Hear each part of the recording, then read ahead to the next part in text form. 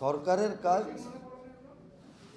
পুলিশের কাজ করবে। রাজনৈতিক দলের আন্দোলন করার গণতান্ত্রিক অধিকার রয়েছে। যে কোনো রাজনৈতিক দল তাদের রাজনৈতিক কর্মসূচি, সভা সমিতি, মিটিং আইন অমান্য করার তাদের গণতান্ত্রিক অধিকার রয়েছে।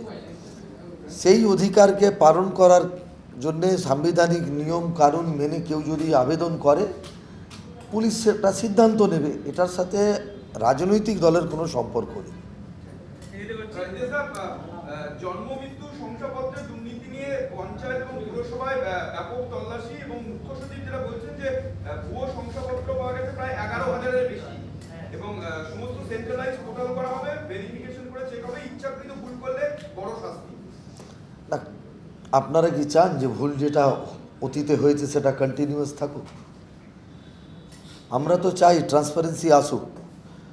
কোনো আধিকারিক যদি ভুল ত্রুটি করেন তার অ্যাকাউন্টেবিলিটি থাকা দরকার। তো যার গো অ্যাজ ইউ লাইক তো চলতে পারে না।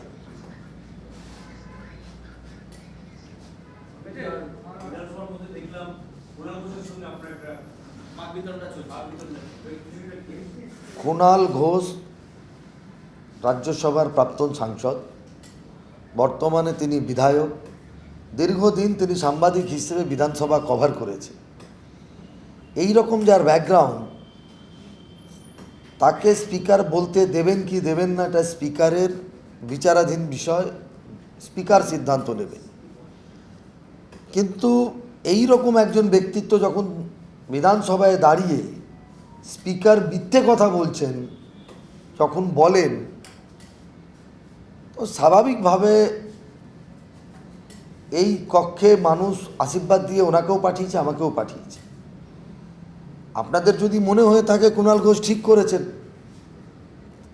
তাহলে সেটাও ঠিক আছে। আমার মনে হলো এই ধরনের শব্দচয়ন একজন ব্যক্তি যিনি সাংবাদিক ছিলেন, যিনি রাজ্যসভায় ছিলেন, তিনি আবার তৃণমূলের 3-4টে ফ্রন্ট আছে, একটা ফ্রন্টের প্রধান মুখপাত্র, আর যাকে তিনি দায়িত্ব নিয়ে রোজ ডিফেন্ড করছেন, একসময় বলতেন তিনি প্রধান বেনিফিশিয়ারি। অবস্থান বদল করায় কুণাল ঘোষের কোনো বিকল্প হবে না। যে কখন কাকে কার হয়ে বলবেন সেটা কেউ জানে না।